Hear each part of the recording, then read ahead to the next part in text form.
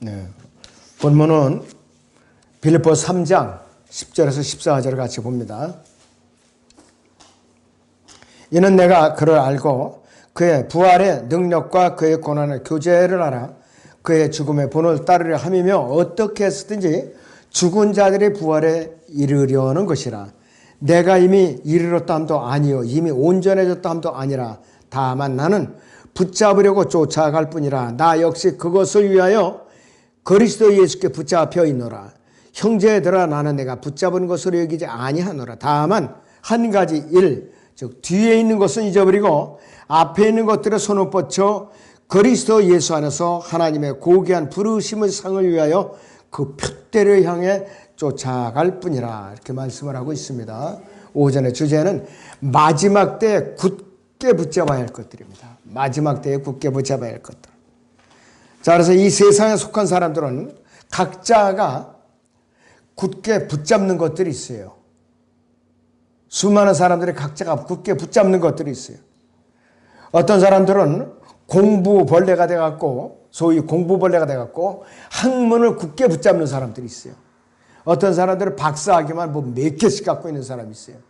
평생 박사학위 취득하는 게 그 사람의 일과예요. 또 어떤 사람은 지식을 갖추느라고 일생을 또 보내는 사람이 있어요. 어떤 사람 또 언어를 공부하느라고 수십 개 언어를 갖다가 이렇게 통달하는 사람도 있습니다. 또 어떤 사람들은 재물을 모으는데 평생을 바쳐요. 또 어떤 사람들은 명예와 지위를 위해서 목숨을 바치는 사람들도 있습니다. 또 어떤 사람들은 지독하게 또 체면을 차리느라고 밥은 굶어도 체면을 차려야 되는 사람이 있어요. 또 어떤 사람은 의의를 지키고자 애쓰는 사람도 있고, 또 어떤 사람은 특정한 오락이나 스포츠 등 취미를 굳게 붙잡는 사람들이 있다 이거예요. 세상적인 관점에 있는 들은 이래요. 그렇다면 우리는 그리스도인으로서 무엇을 굳게 붙잡아야 되는가 이거예요. 우리는 무엇을 굳게 붙잡아야 되는가? 저는 대표적으로 네 가지를 여러분께 소개해 드리려고 해요. 첫째는 주 예수 그리스도 이름을 굳게 붙잡는 것고, 두 번째는 전능하신 하나님의 말씀을 굳게 붙잡는 것, 세 번째는 소망을 굳게 붙잡는 것, 네 번째로 선을 가서 굳게 붙잡는 것. 이걸 여러분께 소개를 해드리려고 합니다. 첫째는 주 예수 그리스도의 이름을 우리는 마지막 때 굳게 붙잡아야 됩니다. 자, 중세 암흑시대에 로마 제국의 혹독한 박해 가운데서도 자, 주 예수 그리스도의 이름을 굳게 붙들고 믿음을 지켰던 수많은 순교자들이 있어요.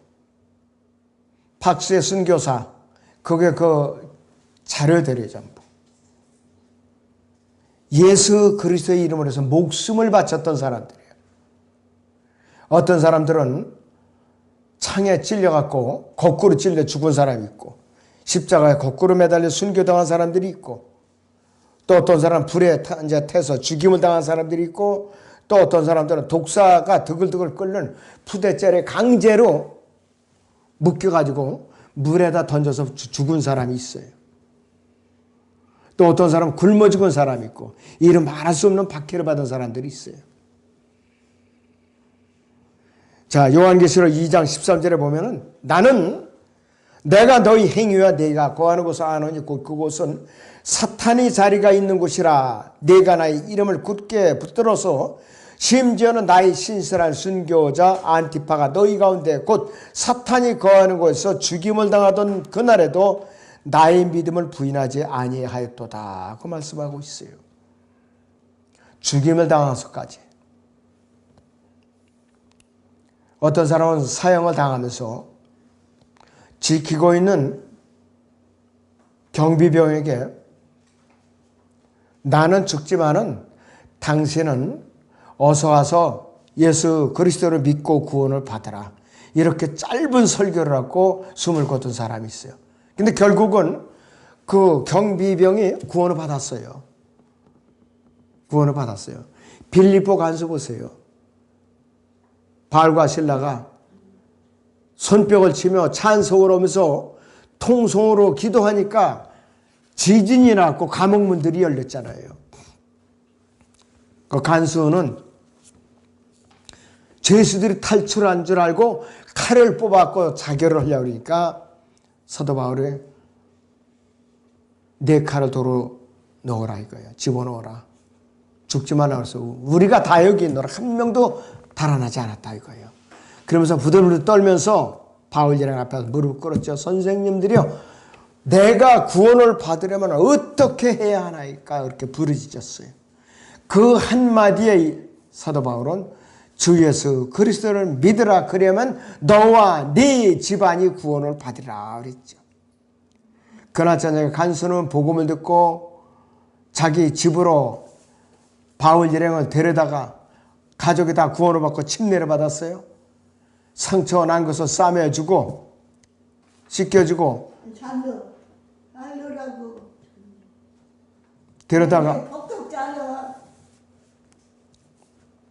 데려다가 씻겨주고 이제 식사 대접을 해갖고 다시 감옥에다 이렇게 들여보내줬죠. 그래서 구원을 받았어요. 박해 가운데서도 그렇게 구원받는 사람이 있어요. 남을 박해해 주면서도. 사도 바울도 박해하다 구원받았죠. 사도행전 9장에서 이 그리스도인들의 체포영장을 받아가지고 시리아로 살기등등하게 가다가 주님의 음성을 듣고 꼭 끌어줘서 구원을 받은 거예요. 교회를 가장 열렬하게 박해했던 자가 구원을 받았다 이거예요. 그래서 사울에서 바울로 변한 거예요. 하나님은 그렇게 역사하시고. 자, 주 예수 그리스도의 이름이야말로 이 세상에서 어떤 이름보다도 가장 존귀하고 가장 소중한 이름이에요. 그분의 이름을 부름으로써 죄인이 구원을 받을 수 있고 영원한 생명을 또 부여받고 온갖 시련과 역경 속에서도 그분의 이름을 부름으로써 위로를 받을 수가 있는 유일한 이름이라 이거예요. 이 세상에서 가장 위대한 이름. 지금까지 이 세상에는 거의 600억 명 이상이 태어났다 죽었다고 그래요. 지금도 80억 명 이상이 살고 있다고 추정하고 있어요. 그 중에 가장 위대한 이름은 주 예수 그리스도라 이거예요. 바로. 여러분들은 그 이름을 불렀잖아요. 구원받았죠? 그 이름을 또 모시고 있어요. 마음의 성령으로 모시고 있어요.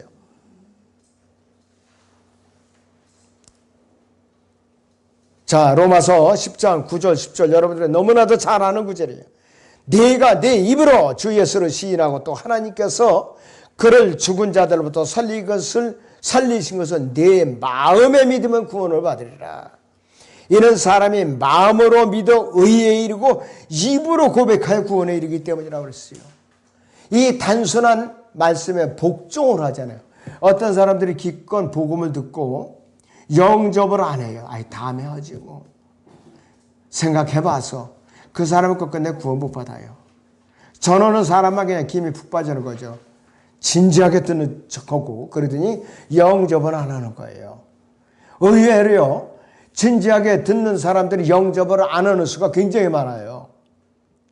또 이렇게 버티고 몇 번이고 설명을 다시 해주면은 또 순수하게 영접하는 사람들이 있어요. 구구각각입니다. 그러나 영접을 안 하는 사람은 가장 불행한 사람 중에 한 사람이다 이거예요. 자, 주 예수 그리스도께서는 자, 구약에서는 다윗은 시편 50편 15절에서 고난의 날에 나를 부르라. 내가 너를 구해낼 것이요 너는 나를 영원롭게 하리라 그랬습니다. 또 시편 59편 16절에서는 그러나 나는 주의 능력을 노래하리니 정녕 내가 아침에 주의 자비를 큰 소리로 노래하리라. 이는 주께서 내 고난의 날에 나의 요새와 피난처가 되셨음이다 라고 고백을 하고 있어요. 하나님께 주 예수 그리스도의 이름을 앞에 모든 이름을 다 꿇혀섰어요. 사탄도 예수 그리스도 앞에 무릎을 꿇게 돼 있어요. 백보자신법에서 꿇어요. 소용없죠. 불못으로 떨어져요. 빌립보서 2장 9절에서 11절을 같이 보세요. 이로 인하여 하나님께서 그를 지극히 높이시고 모든 이름 위에 있는 한 이름을 그에게 주사 하늘에 있는 것이나 땅 위에 있는 것이나 땅 아래 있는 것이나 모든 무릎을 예수의 이름에 꿇게 하시고 그랬습니다. 모든 혀가 주 예수 그리스도 주라 시인하여 하나님 아버지께 영광을 돌리게 하셨느니라 그랬습니다. 백보자 심판서에서는 모든 혀가 예수 그리스도를 주라고 시인을 안 할 수가 없어요. 이것이 성경에 약속된 거예요. 자, 우리 그리스도인은 뭐를 끝까지 붙들어야 되는가? 두 번째는 전능하신 하나님의 말씀을 굳게 붙잡아야 되는 거예요. 구원받은 이후에 우리 그리스도인들이 할 일은 하나님의 말씀을 굳게 붙들어야 되는 거예요. 읽고 묵상하고 암송하고 실행으로 옮김으로써 또 전함으로써 그렇게 붙잡아야 되는 거예요. 사도 바울은 그의 젊은 동역자인 디도에게요, 가르침받은 대로 신실한 말씀을 굳게 붙잡아야 하리니 이는 그가 반박하는 자들을 건전한 교리로 권면하고 설득할 수 있게 하려는 것이라 그랬습니다. 육신적인 사람은 제 아무리 교회를 수십 년 다녀도 말씀을 굳게 붙잡지 않는 한은 그 사람은 성장을 절대 할 수가 없어요. 불가능합니다. 육신적이에요. 다른 사람이 항상 챙겨주기만 해야 돼요. 밥을 또 먹여줘야 돼요. 어디 가나 적응할 수가 없어요. 그리스도의 심판서 가면은 그 사람은 받을 게 아무것도 없어요. 제가 하는 소리가 아니에요. 성경에서 이르는 말씀이에요. 바로 하나님께서는 온 우주에게 자신보다도 또 주 예수 그리스도보다도 그분의 말씀을 가장 높으신 분이에요. 시편 119편 89절을 보죠. 시편 119편 89절을 봅니다.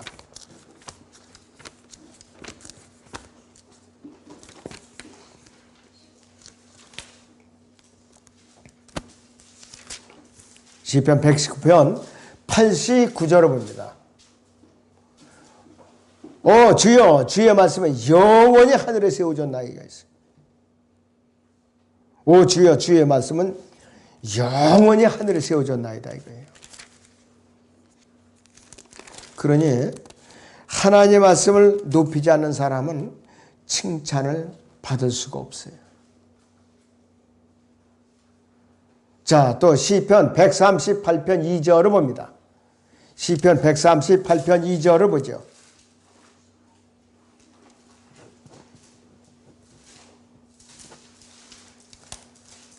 내가 주의 거룩한 전을 향하여 경배하고 주의 자애하심과 주의 진리를 인하여 주의 이름을 찬양하리니 이는 주께서 주의 말씀을 주의 모든 이름 위에 크게 하셨습니다. 그랬습니다.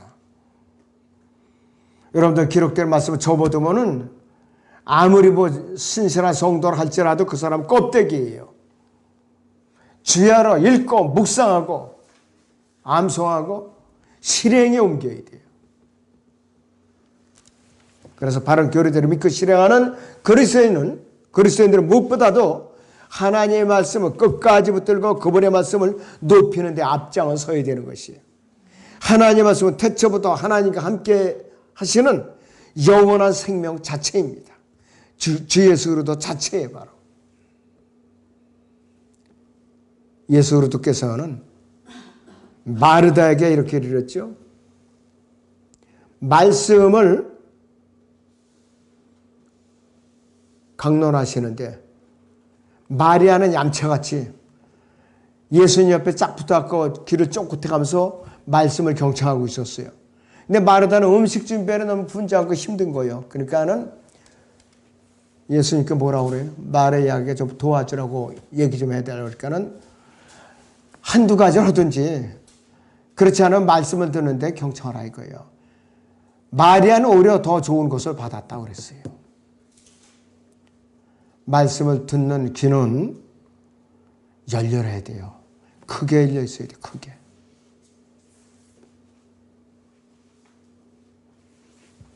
그렇기 때문에 교회 아무리 오래 다녔다 할지라도 이런 자세가 없는 한은 그 사람은 성장하지 못합니다. 절대로 성장하지 못해요.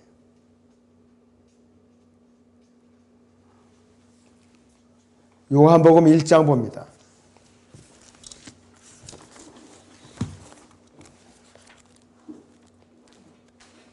1절부터 2절을 보죠. 태초에 말씀이 계셨고 그 말씀에 하나님과 함께 계셨으니 그 말씀은 하나님이셨느니라. 그 말씀에 태초에 하나님과 함께 계셨느니라. 고딕체로 되어 있어요. 말씀이 하나님과 함께 계셨는데 그 말씀이 하나님이시라고 그랬어요. 그런데 이 말씀이 제자들이 3년 반 동안 같이 생사고라고 좀 그분을 만지고 같이 식사하고 생활했던 그분이더라 이거예요. 요한일서 1장 1절에서 3절을 보죠.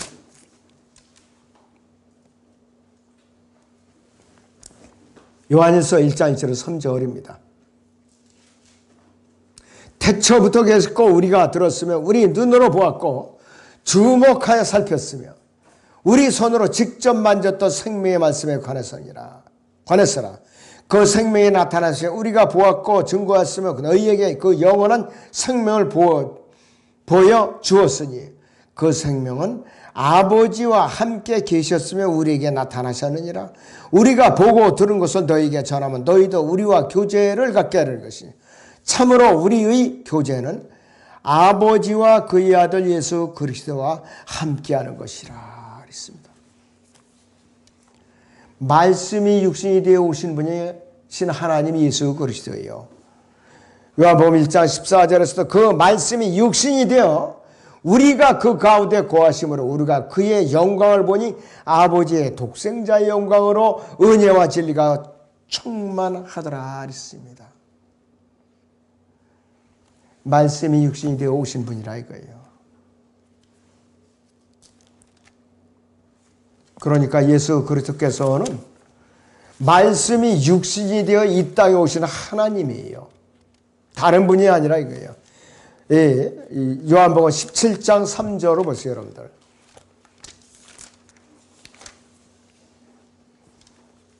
요한복음 17장의 3절을 보겠습니다.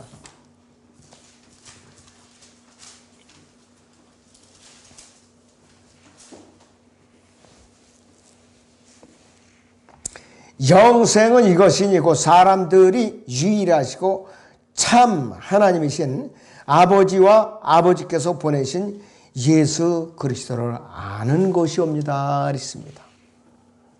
그런데 이 참 하나님을 직접적으로 예수 그리스도라고 표현한 구절이 있어요. 요한일서 5장 20절을 보죠. 요한일서 5장의 20절을 봅니다.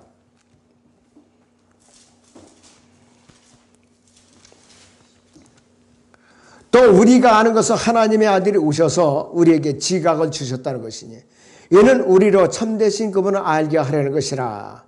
우리는 참되신 그분 곧 그분의 아들 예수 그리스도 안에 있노라. 이분은 참 하나님이시며 영원한 생명이시라 했습니다. 말씀이 육신이 되어 오신 예수 그리스도를 참 하나님이시라고 증거하고 있어요. 이렇게. 그러니까 예수 그리스도는 정확하게 표현하면 육신을 입고 말씀이 육신이 있고 이 땅에 오신 참 하나님이시라. 이렇게 설명을 해 정확한 신분이에요. 말씀이 육신이 되어 이 땅에 오신 참 하나님이심. 그분이 바로 예수 그리스도예요. 자, 그렇게 여러분들이 예수 그리스도는 어떤 분이요? 설명을 할 때는 이런 구절들을 들어가면서 설명을 해 주셔요. 1년 내내 설교들이 있잖아요. 주로 제가 하는 거는 일반 설교가 아니고 강해 설교를 해 주잖아요. 그러니까 여러분들이 이중적으로 혜택을 보는 거예요. 말씀을 들으면서 또 설득을 당하면서 성경을 배우고 있다 이거예요. 어떤 설교를 통해서? 강해 설교를 통해서.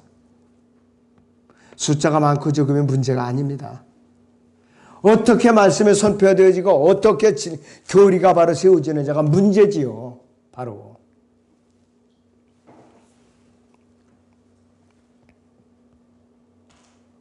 그리스도인들이 끝까지 붙잡아야 할 세 번째는 소망입니다. 소망.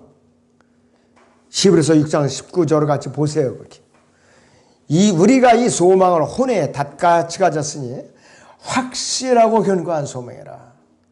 이로써 우리 혼이 휘장 안에 있는 곳으로 들어가나니 그랬습니다. 이 신실한 그리스도인들은 주 예수 그리스도의 다시 오심과 우리 몸이 그분의 몸과 같이 변모받을 것을 소망하면서 기다릴 줄 알아야 되는 것이죠. 사도 바울은 세상에서 어려움을 당하고 있는 연약한 성도들을 향해서요, 로마서 5장 5절에서 소망이 부끄럽지 않은 것은 우리에게 주신 성령에 의하여 하나님의 사랑이 우리 마음속에 부어졌기 때문이라고 그랬어요. 세상 사람들이 보면은 그리스도인들이 초라하게 한이 없어요. 바보 멍청이고 외골 쓰고 세상과 타협하지 않고, 그렇지만은 소망이 부끄럽지 않은 것은 우리에게 주신 성령에 의하여 하나님의 사랑이 우리의 마음속에 부어졌기 때문이라고 그랬어요. 하나님의 사랑이 아무한테나 부어지는 게 아니에요. 거듭난 성도들이 마음속에만 부어주시는 거예요. 뭐를 통해서? 성령을 통해서요. 정상적으로 성령을 통해서 하나님의 사랑이 마음속에 부어졌다면은 그 사람은 말씀 중심으로 살게 돼 있어요. 교회 중심으로 살게 돼 있어요. 성도들 사이에 중심으로 살게 돼 있습니다. 세상 사람들과 어울려 달리면서 농담하고 여러 가지 먹을 것만 찾아다니는 그런 생활을 지향하는 사람이 아니라 이것이에요. 바로 세상적인 여러 가지 시끌벅적한 동창회나 찾아다니는 사람들이 아니라 이거예요. 동창회 찾아다니는 것도 좋아요. 한 사람이라도 복음을 전해서 구원받고자 하는 그러한 목적을 갖고 찾아가야 되는 거예요.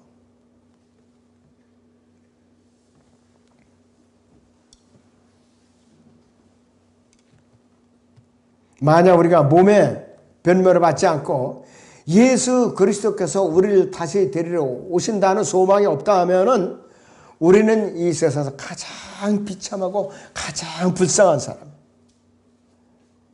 이런 소망이 있기 때문에 우리는 하나님의 영광에 소망해서 즐거워할 수 있고 기뻐할 수 있고 모든 고난과 역경 가운데서 견뎌낼 수가 있는 거예요.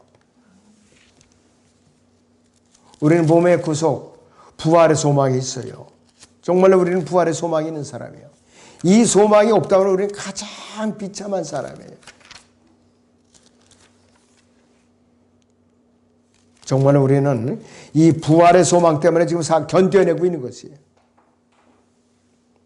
고린도 전서 보세요. 15장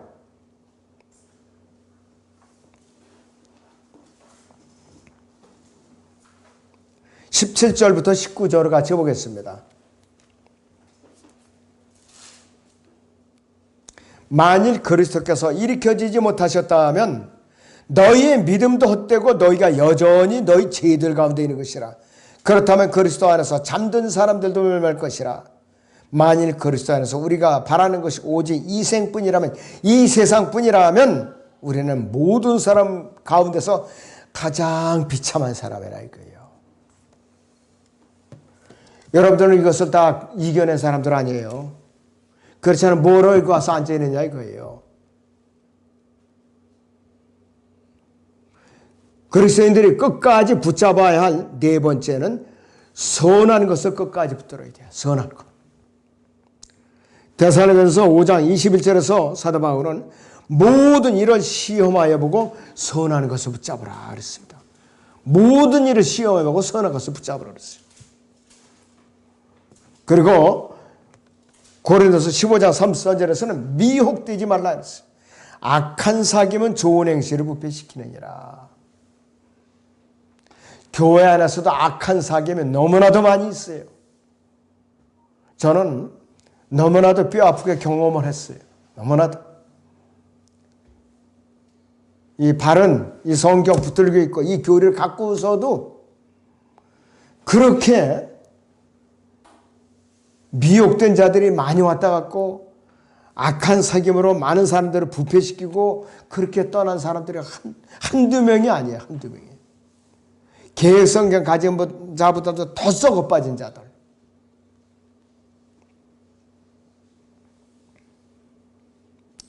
골로새 3장 17절에서는 또 말에 있어서나 행실에 있어서나 무엇을 하든지 모든 것을 주 예수의 이름으로 하고 그를 통하여 하나님 곧 아버지께 감사를 드리라, 이렇게 권면하고 있어요. 그래서 우리는 이런 말씀들에 주의를 기울여서 선한 것을 붙들도록 힘써서 죄의 유혹에 빠지지 않도록 해야 되는 것이에요. 미혹당하지 않도록 해야 돼요. 사도 바울은 구원받은 이후에 자신이 가장 소중하게 여겼던 모든 것을 주 예수 그리스도 안에서 다 배설물같이 다 버리고 말았어요. 그가 이러한 결정을 하면서 오직 주 예수 그리스도 안에서 하나님의 부르심을 상을 위해서 그 표대를 향해서 쫓아가기 위해서 버린 거예요. 버리지 않으면 그는 이룰 수가 없었기 때문에 일찌감치 다 쏟아 버린 거라 이것이요. 사도 바울이 세상의 배설물을 버린 것들은 첫째는 난지 8일 만에 할례 받은 것. 유대인들은, 남자들은 난지 8일 만에 의무적으로 할례를 받아야 돼요. 두 번째는 이스라엘인이라는 것. 선택받은 백성이라 이게 한마디로. 세 번째는 이스라엘의 첫 번째 왕을 배출했던 12지파 중에 베냐민 지파라는 것. 네 번째는 히브리인 중에 또 히브리인이라는 것. 다섯 번째는 히브리인이 가장 고상한 모형인 바리새인이라는 것. 찔러도, 바늘로 찔러도 피 한 방울 안 나는 그런 정도의 바리새인들이라 이것이. 여섯 번째는 이교도로 교회를 박해하는데 열정적이었다는 것. 일곱 번째는 율법의 의로 말한다면 흠이 없다는 이 모든 것을 구원받은 이후 배설물로 다 버려버렸어요. 사도 바울은 구원받기 전에 누구보다도 더 종교적이고 열성적이었던 사람이에요. 그가 아무리 종교적인 열성이 있을지라도 구원받기 이전에는 잃어버린 자에 불과했던 거예요. 지옥을 향해서 가는 죄인에 불과했다 이것이에요.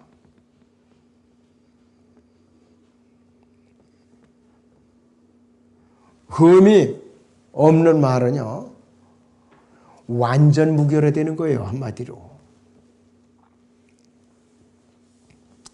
구원을 받고 난 이후에 주 예수 그리스도를 알기 이전에 또 바울은 세상과 세상의 눈앞에서 의식적인 규례들을 이제 준수하는 데 불과했는데 이것이 바로 로마서 10장 1절에서 4절에 나온 자기의 의예요. 로마서 10장을 잠깐 보지요.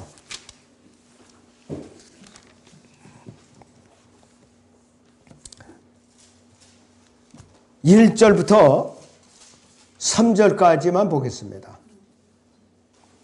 형제들아, 내 마음의 소원과 이스라엘을 위해 하나님께 드리는 기도는 그들이 구원받게 되는 것이라. 내가 그들에 대해 증거하는지 그들에게는 하나님께 대한 열성은 있으나 지식을 따라 된 것은 아니니라. 이는 그들이 하나님의 의의를 모르고 자기들의 의의를 세우려 함으로써 스스로 하나님의 의의에 복종치 아니하였습니다. 그랬습니다. 사도 바울이 이 의의로 기세등등했던 자였다 이것이에요. 그러나 구원받고 난 이후에는 모든 것이 다 배설물로 여겨졌더라 이거예요.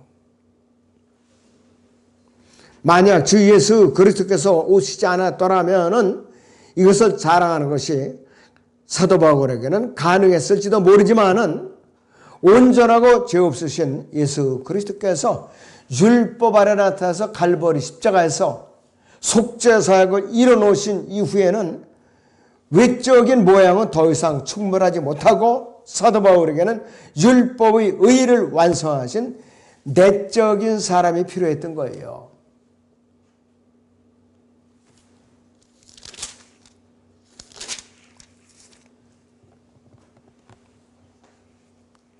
자, 여기서 로마서 7장 24절부터 2절, 로마서 8장 2절까지 보죠. 오, 나는 비참한 사람이로다. 누가 이 사망의 몸에서 나를 구해낼 것인가. 예수 그리스도 우리 주를 통하여 하나님께 감사하노라. 그러므로 내 자신이 생각으로는 하나님의 법을 섬기지만 육신으로는 죄의 법을 섬기노라. 그러므로 이제 그리스도 예수 안에 있는 자들에게는 결코 정죄함이 없나니 그들은 육신을 따라 행하지 않고 성령을 따라 행하느니라. 이는 그리스도 예수 안에 있는 생명의 성령의 법이 죄와 사망의 법에서 나를 해방시켰기 때문이라 했습니다. 생명의 성령의 법이 예수 그리스도를 믿고 나니까 이 사도 바울은 짓누르고 있었던 죄와 사망의 법에서 완전히 해방을 시켜준 거예요. 새 사람이 됐다 이거예요. 바로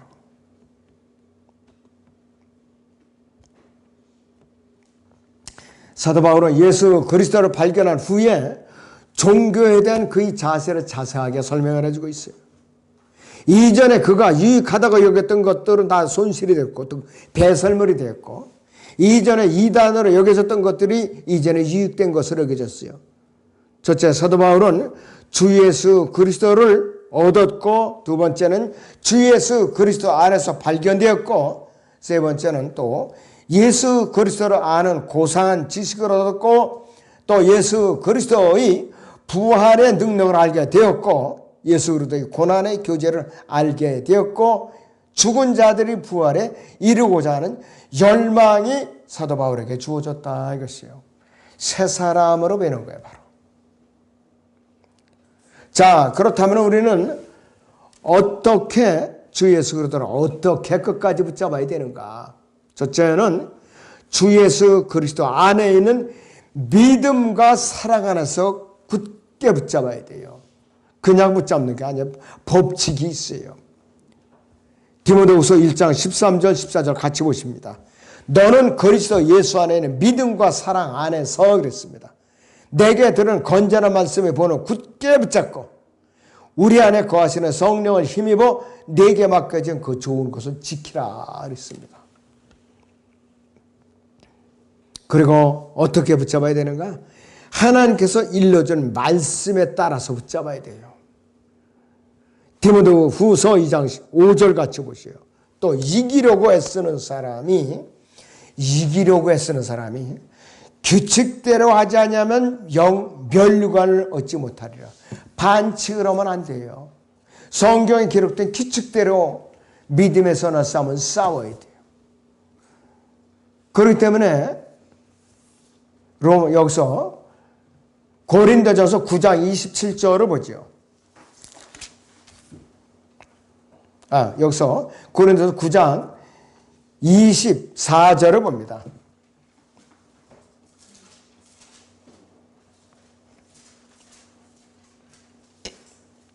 경기장에서 달리는 사람들이 모두 달릴지라도 한 사람만이 상을 받는 것을 너희가 알지 못하느냐. 그러므로 너희도 상을 얻게 되도록 달리라. 이기려고 애쓰는 사람 누구나 모든 일에 차지하나니 이제 그들은 썩어질 멸류관을 받으려 하지만 우리는 썩지 않을 멸류관을 받고자 함이라. 그러므로 내가 그처럼 달리되 불확실하게 하지 아니하며 또 내가 그처럼 싸우되 허공을 치는 자같이 아니하노라. 내가 내 몸을 억제에 복종하게 함은 다른 사람들에게 전파한 후에 어떻게 해서든 내 자신이 버림을 받지 않게 하려는 것이라. 이건 뭐냐? 지옥 간다는 소리가 아니에요. 그리스도의 심판서가 와서 반칙을 하면 상이 없다 이거예요. 규칙대로 경계한 사람에게는 썩지 않은 멸류관이 주어지는 거예요. 5가지 멸류관 중에 하나인 고린도서 9장 25절에는 썩지 않은 멸류관을 받는다 이거예요. 그렇다면 우리는 이러한 여러 가지 다 이제 붙잡아야 할 4가지로 언제까지 붙잡아야 되는가? 몸의 구속을 받는 그때까지 끝까지 붙잡아야 돼요. 주 예수 그리스도의 이름과 하나님의 말씀과 소망과 선한 것을 붙잡는 것은 많은 고난과 시련과 역경이 따르죠. 디모데후서 3장 12절을 봅니다.